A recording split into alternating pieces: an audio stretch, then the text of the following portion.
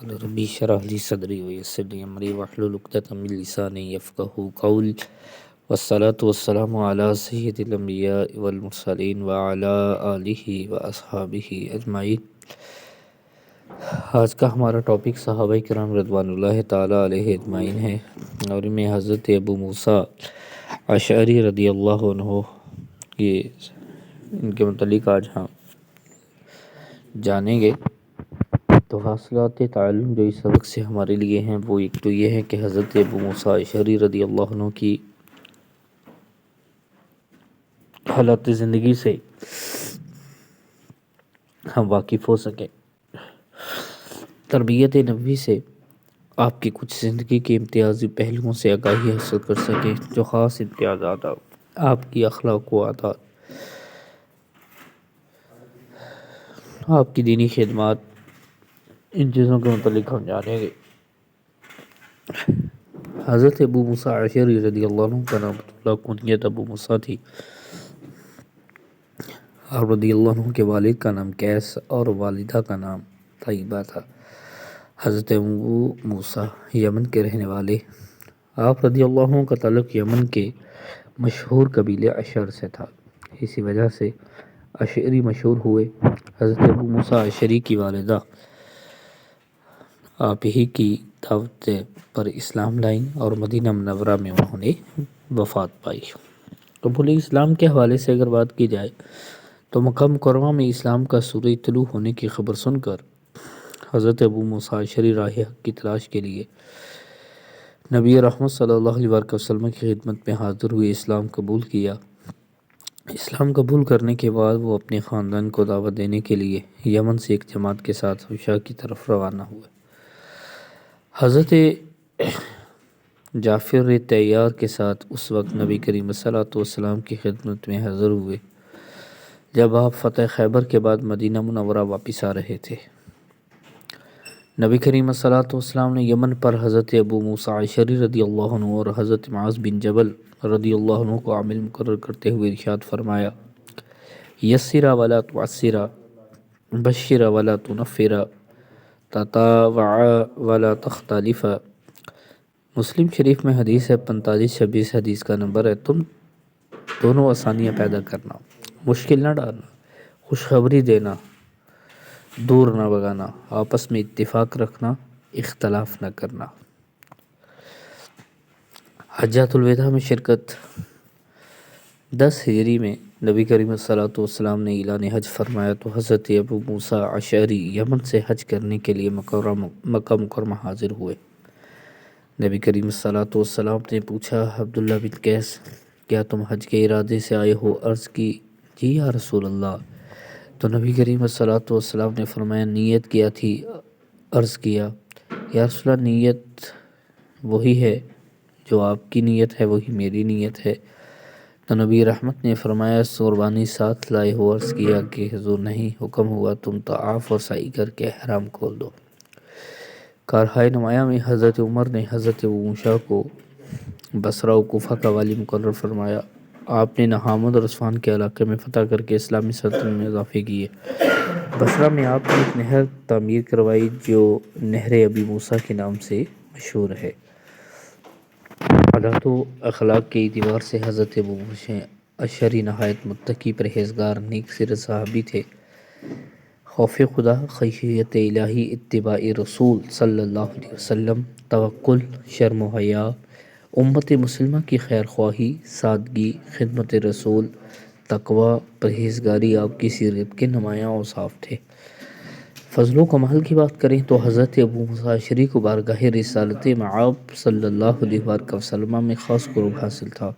آپ ان 6 افراد میں سے تھے جن کو عہد رسالت میں فتویٰ دینے کی اجازت تھی۔ حضرت علی المرتضیٰ شیر خدا رضی اللہ عنہ فرمایا کرتے تھے آپ کے بارے میں کہ ابو موسیٰ سر تپا علم کے رنگ میں رنگے ہوئے ہیں۔ اشاعت علم کی بات کریں، قرآن و سنت کی اشاعت اور اسے دوسروں تک پہنچانے کے لیے آپ کی زندگی بھر کوشاں رہے۔ آپ کا اصول تھا کہ جو کچھ کسی کو معلوم ہے وہ ضرور دوسروں تک پہنچنا چاہیے۔ جہاں کہیں آپ کو چند لوگ اکٹھے مل جاتے، آپ ان تک کوئی نہ کوئی حدیث پہنچا دیتے۔ حضرت ابو موسیٰ اشعری سے 360 احادیث مروی ہیں، جن میں سے 50 احادیث متفقن علیہ ہے، یعنی بخاری اور مسلم دونوں میں موجود ہیں۔ قرآن مجید کی تلاوت اور خوشاہانی قرآن مجید کی تلاوت کے ساتھ ساتھ حضرت ابو موسیٰ اشعری کو غیر معمولی شغف اور انہماک تھا، بڑی محبت تھی۔ فرصت کا تمام وقت قرآن کی تلاوت میں گزارتے۔ آپ کی آواز اس قدر عمدہ اور سریلا تھی کہ نبی کریم صلی اللہ علیہ وسلم فرماتے تھے کہ ان کو لحن داؤدی سے حصہ ملا ہے۔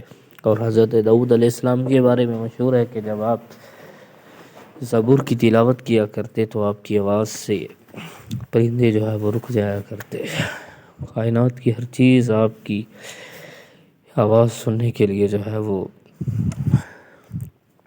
محو ہو جایا کرتی۔ نبی کریم صلی اللہ علیہ وسلم کو حضرت ابو موسیٰ اشعری کا قرآن پڑھنا اس قدر پسند تھا کہ آپ ان کو جہاں قرات کرتے ہوئے سنتے وہیں کھڑے ہو جاتے۔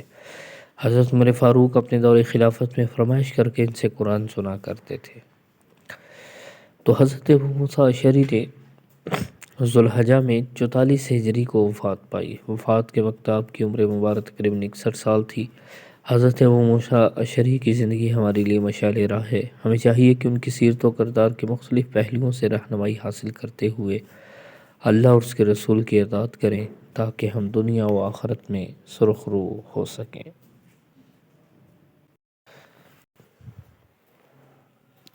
اس سبق کی مشق کی طرف آ جائیں تو حضرت ابو موسیٰ اشعری کا اصل نام عبداللہ بن قیس، زید بن ثابت، انس بن مالک، مالک بن نویرہ۔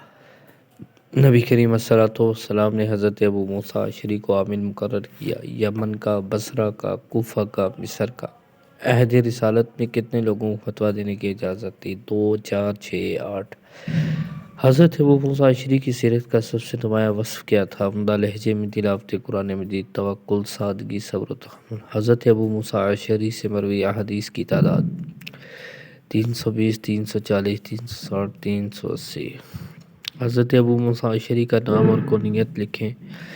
مختصر سوالات کو دیکھیں تو نام اور کنیت مختصر۔ ابو موسیٰ اشعری کے قبول اسلام کے بارے میں آپ کیا جانتے ہیں؟ حضرت ابو موسیٰ اشعری کے کارہائے نمایاں میں اپنے الفاظ میں تحریر کریں۔ حضرت ابو موسیٰ اشعری نے کب اور کتنے برس کی عمر میں وفات پائی؟ حضرت ابو موسیٰ اشعری کو عامل مقرر کرتے ہوئے نبی کریم صلی اللہ علیہ وسلم نے کیا بات ارشاد فرمائی؟ حضرت ابو موسیٰ اشعری کے حالات زندگی تحریر کریں۔ تفصیلی سوالات اور آپ کی علمی خدمات۔ جوابات کی طرف آ جائیں۔ حضرت ابو موسیٰ اشعری کا اصل نام عبداللہ بن قیس تھا۔ نبی کریم صلی اللہ علیہ وسلم نے حضرت ابو موسیٰ اشعری کو عامل مقرر فرمایا۔ یمن کا۔ عہد رسالت میں کتنے لوگوں کو فتویٰ دینے کی اجازت تھی؟ 6 افراد کو۔ حضرت ابو موسیٰ کی سیرت کا سب سے نمایاں وصف عمدہ لہجے میں قرآن۔ اسی کے بارے میں آقا نے فرمایا کہ حضرت ابو موسیٰ اشعری کو لحن داؤدی میں سے حصہ دیا گیا۔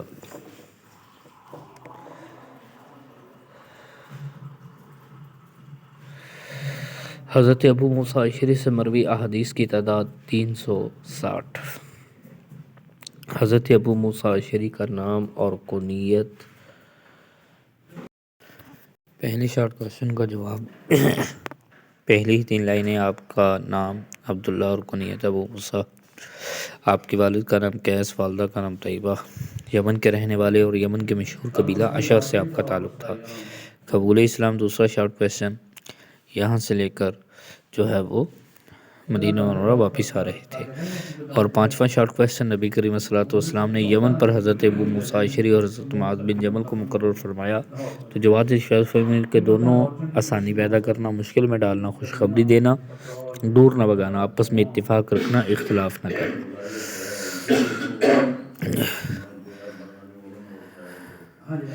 چوتھا شارٹ کوشچن وفات کے حوالے سے، تو یہ آخری پیج پہ جا کے 75 پہ حضرت ابو موسیٰ اشعری اور آپ نے دونوں ذوالحجہ کے مہینے 44 ہجری میں وفات پائی۔ وفات کے وقت آپ کی عمر مبارک تقریباً 61 سال تھی۔ اور آخری کارہائے نمایاں، حضرت عمر نے حضرت ابو موسیٰ کو بصرہ و کوفہ کا آپ نے نہاوند اصفہان کے علاقے فتح کر کے اسلامی سلطنت میں شامل کیے اور بصرہ میں آپ نے ایک نہر تعمیر کروائی جو نہر جو ہے وہ ابو موسیٰ کے نام سے مشہور ہوئی۔ اور اگر ہم بات کریں آپ کے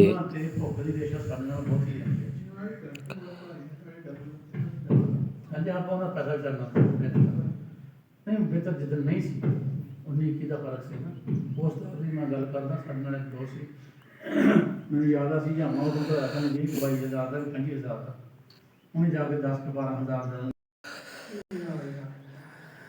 پہلا شارٹ کویشچن ابتدا سے لے کر حالات زندگی جو ہے وہ کارہائی نمایات اخلاق و عادات تک، اور پھر دوسرا شارٹ کویشچن آپ کی علمی خدمات فضل و کمال سے لے کر وفات سے اوپر تک، قرآن جی سنا کرتے تک. یہ دو شارٹ کویشچن لانگ کویشچن ہیں.